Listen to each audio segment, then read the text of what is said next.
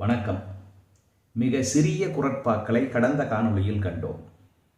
மிக பெரிய குறட்பாக்கள் இவை. அவையும் 2 குறட்பாக்கள் 39 எழுத்துகளால் ஆனவை. 96வது அதிகாரம் குடிமை. அதிலே 957வது திருக்குறள். குடி பிறந்தார் கண் விளங்கும் குற்றம் விசும்பின் மதிக்கண் மறுபோல் உயர்ந்து. நல்ல குடியில் உயர்ந்த நெறியுடைய பரம்பரையில் உலகத்தார் அனைவராலும் போற்றக்கூடிய மேலான நிலையில் வைத்து பார்க்கக்கூடிய ஒருவர் செய்யக்கூடிய சிறு தவறு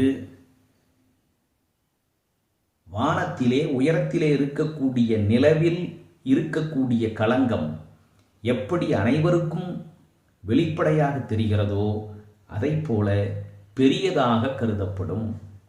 சாதாரண மக்கள், சாமானிய மக்கள் பெருங்குற்றங்களை செய்தாலோ பல குற்றங்களை செய்தாலோ அவற்றை சமூகம் பெரிதாக பொருட்படுத்தாது.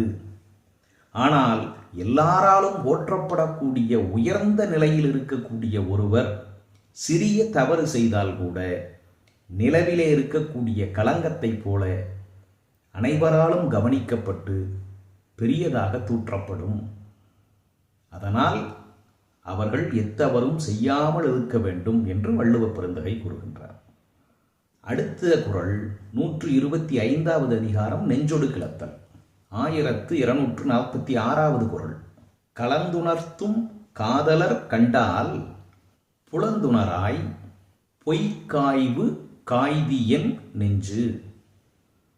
காதலன் வராத இடத்தே அவனோடு மிகுந்த கோபத்தில் ஊடல் கொள்கிறாய். அவன் வந்து விட்டாலோ பழையவற்றையெல்லாம் மறந்து அவன்பால் கூடும் விருப்பத்திலே இருக்கிறாய்.